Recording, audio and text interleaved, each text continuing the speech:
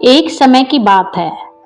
एक बार इंद्रदेव बहुत से देवताओं तथा अप्सराओं सहित देवों के देव श्री महादेव जी के दर्शनों को कैलाश पर्वत पर गए।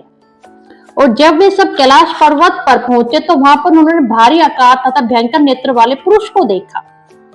तब इंद्र ने उससे पूछा कि तू कौन है। इंद्र के कई बार पूछने पर भी उसने कोई उत्तर नहीं दिया।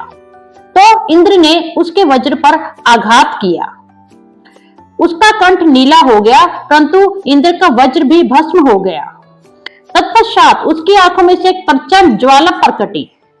ऐसा प्रतीत होता था कि वह सारे संसार को जलाकर भस्मीभूत कर देगी।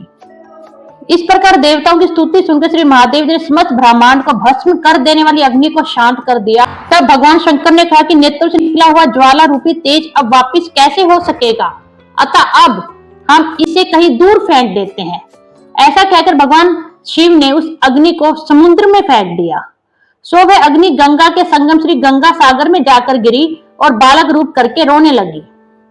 उसके रोने की आवाज से पृथ्वी कंपायमान हो गई और सातों द्वीप बहरे हो गए।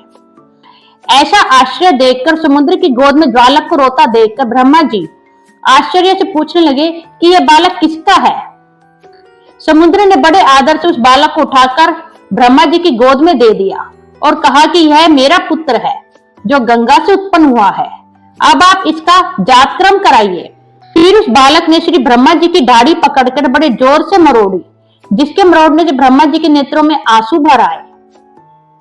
तब वे कहने लगे, इसने हमारी आंखों से जल निकाला है, इसलिए इसका नाम जालंधर होगा और यह शिव जी के अतिरिक्त और संसार में किसी के हाथ से नहीं मरेगा। इसका यह कारण है क्योंकि यह शिव जी के अंश से उत्पन्न हुआ है। यह सुनते ही वह युवा हो गया। तब ब्रह्मा जी ने शुक्राचार्य जी को बुलाकर उसका राज्य अभिषेक कराया और ब्रह्मा जी अंतर ध्यान हो गए। तब सिंधु राज ने काल नेमी की पुत्री वृंदा के साथ जलंधर का विवाह कर दिया। वृंदा अत्यंत सुंदरी थी और सारे ब्रह्मांड में प्रथम सती और पतिव्रता थी। परम सुंदर पत्नी पाकर जलंधर बहुत प्रसन्न था एवं आनंद से दिन व्यतीत करने लगा। जब जालंधर घर में आता तो वृंदा स्वयं अपने हाथों से पंखा झलती, पाद्य अर्घ्य तथा आचमन अर्पण करती। इस प्रकार वह अपने पति को नारायण समझकर उनकी सेवा किया करती थी। देवताओं के भय से भयभीत होकर सब दैत्य पाताल लोक में भाग गए थे। वे जलंधर को अभय पाकर पुनः पृथ्वी पर निर्भय घूमने लगे। उसी समय जलंधर ने राहु के कटे हुए सिर को देखा तो उसने शुक्राचार्य जी से इसका रहस्य पूछा। तब शुक्राचार्य जी ने समुद्र मंथन के समय देवताओं द्वारा रत्नों के चुराए जाने के वृत्तांत कह सुनाया। इस प्रकार अपने पिता का मंथन और देवताओं के द्वारा दैत्यों का अपमान सुनकर जलंधर को बड़ा क्रोध आया और उसने क्रोध में भरकर घसमर नामक दूत को बुलवाया और सुधर्मा के पास भेजा। उसने देवराज इंद्र की सभा में जाकर अभिमान वश न मस्तक झुकाया और न नमस्कार किया। साथ ही गरज कर कहा, दैत्यराज जलंधर ने जो कुछ कहला भेजा है सो सब कान खोलकर सुन लो। उन्होंने कहा है कि मेरे पिता का मंथन करके जो 14 रत्न तुमने ले लिए हैं उन पर तुम्हारा कोई अधिकार नहीं है, अतः भला इसमें है कि वे सब हमको वापस लौटा दो। दूत के ये अभिमान पूर्ण शब्द सुनकर इंद्र भयभीत हो गया और वह बोला, समुद्र सदैव हमारे शत्रु दैत्यों की रक्षा करता है, इसलिए हमने उसको मत कर जो रत्न लिए हैं उन पर दैत्यों का कोई अधिकार नहीं है। दूत ने देवराज के ऐसे वचन सुनकर वापस लौटकर जलंधर को जाकर उत्तर सुना दिया, जिसको सुनकर जलंधर अत्यंत क्रोधित हुआ। देवताओं को जीतने का उपाय सोचने लगा। उसने अमरावतीपुरी को चारों ओर से घेर लिया और युद्ध के लिए तैयार होकर मैदान में आ डटा। दोनों पक्ष एक दूसरे को मार मार के गिराने लगे। तब दैत्य और देवताओं का घोर युद्ध आरंभ हो गया। जो दैत्य समर भूमि में मारे जाते थे उन्हें शुक्राचार्य अपनी संजीवनी विद्या से जीवित कर श्री देवगुरु बृहस्पति जी द्रोणाचल पर्वत के दिव्य जड़ी बूटियों के प्रयोग से देवताओं को जीवाने लगे, परंतु दैत्यों ने द्रोणाचल पर्वत को उठाकर समुद्र में फेंक दिया और फिर इसके बाद घोर युद्ध आरंभ कर दिया। समस्त देवता दसों दिशाओं में भागकर छिपने लगे।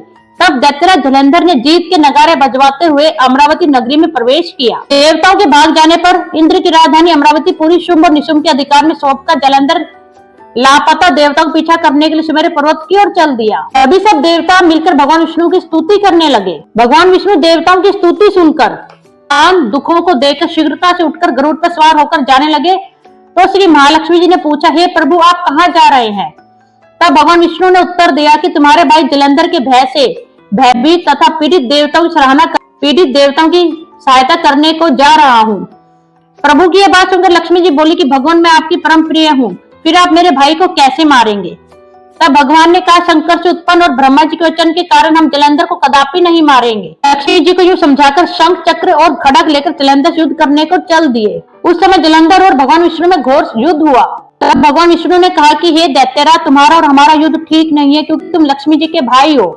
तब जलंधर ने कहा कि यदि आप प्रसन्न हैं तो मैं आपसे ये वरदान मांगता हूँ कि आप लक्ष्मी और गरुड़ सहित मेरे घर में ही निवास करें। यह सुनकर भगवान विष्णु लक्ष्मी जी और गरुड़ के सहित उसके यहाँ रहने का वचन देकर चले गए। एक समय नारद जी जलंधर के यहाँ पहुंचे और जलंधर ने उनका बहुत आदर सत्कार किया और उनके आने का अभिप्राय पूछा। तब श्री नारद जी बोले, दैत्यराज, मैं कैलाश पर्वत पर गया था। वहां पार्वती सहित शिव, अवधूत और उनका वैभव देखकर मैं चकित रह गया। अब तीनों लोकों का भ्रमण करते हुए मैंने यहाँ आकर आपकी समृद्धि भी देखी है। आपकी और शिव की समृद्धि में, वैभव में किसी प्रकार का कोई अंतर नजर नहीं आया। केवल तुम्हारा वैभव स्त्री रहित है। कामदेव के शत्रु, राग रहित, अंग पर भस्म लेपन करने वाले शिव जी के पास स्त्री रत्न के रूप में श्री पार्वती जी हैं। ये माना तुम्हारे पास भी अनेक सुंदर स्त्रियां हैं, परंतु उसमें से कोई भी ऐसी नहीं है जिसकी तुलना पार्वती जी से की जा सके। नारद जी तो केवल इतनी बात कहकर वहां से चले आए, परंतु पार्वती जी की अपूर्व सुंदरता की बात सुनकर जलंधर कामदेव के जबर से पीड़ित हो गया कि तुम अभी कैलाश पर्वत पर जाकर शिव को हमारी आज्ञा सुनाओ और कहो कि त्रिलोकी के राजा अति पराक्रमी जलंधर ने आज्ञा दी है, मैं लोकों का स्वामी होने के कारण सभी रत्न मेरे पास होने चाहिए, क्योंकि पार्वती स्त्री रूप रत्न है, अतः वह मेरे पास ही शोभित हो सकती है।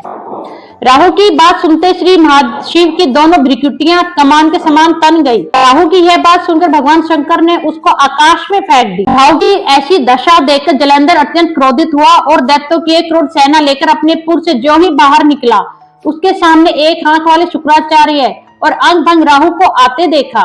इसके अतिरिक्त और भी अनेकानेक अपशगुन हुए, परंतु यह देखकर भी वह रुका नहीं। इसके पश्चात देवता और जलंधर का ऐसा घोर संग्राम हुआ जिसे समझ भूमंडल कांपयमान हो गया। जब जलंधर ने देखा कि शिव अजय हैं, तो उसने गंधर्व माया रची।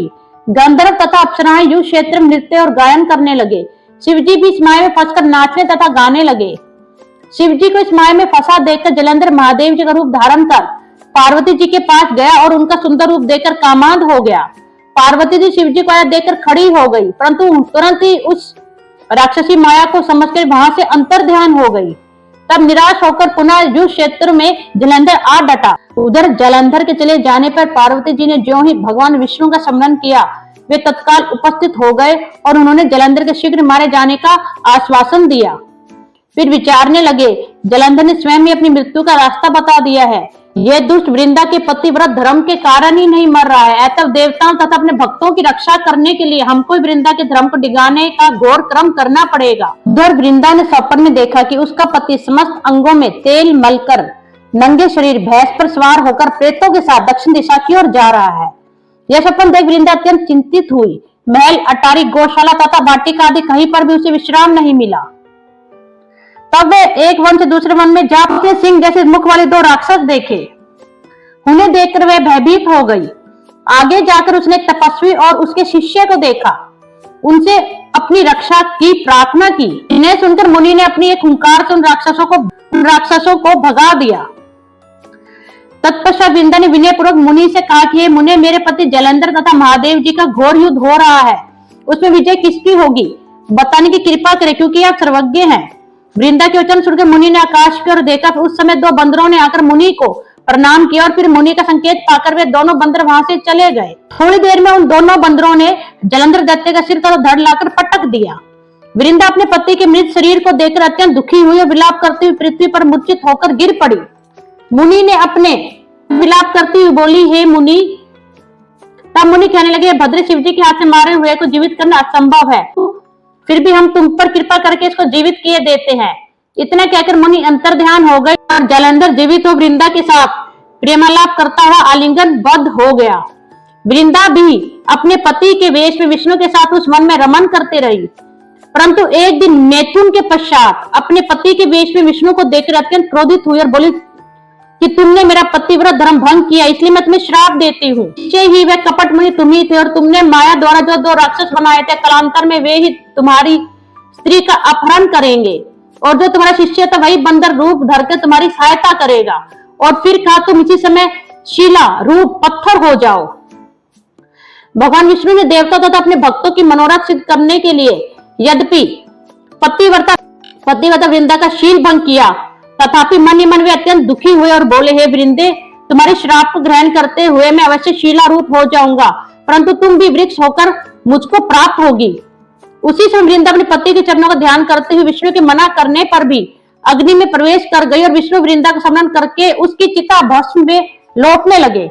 इधर जो वृंदा का पतिव्रत धर्म भंग हुआ, जलंधर का बल समाप्त हो गया और भगवान विष्णु ने सुदर्शन चक्र अपने तेज से शिव जी को दे दिया। तब शिव जी ने विष्णु तेज के साथ अपना ऋषियों के तप तथा पतिव्रत स्त्रियों का तेज मिलाकर जलंधर दत्ते पर छोड़ दिया। जलंधर का सिर काटकर भूमि पर गिरा दिया। सिर और धड़ अलग होते ही जलंधर का तेज शिव में तथा वृंदा का उधर विष्णु वृंदा की चिता भस्म में लौटने लगे। तब देवताओं ने शिव जी की स्तुति कर उनसे कहे, महादेव, जलंधर को मारकर आपने हम लोगों का महान उपकार किया है, परंतु एक अनर्थ हो रहा है। वृंदा के पतिव्रत धर्म से मोहित होकर भगवान विष्णु निरंतर उसकी चिता भस्म पर लौट रहे हैं, तो कृपा करके इसके लिए कुछ यत्न कीजिए।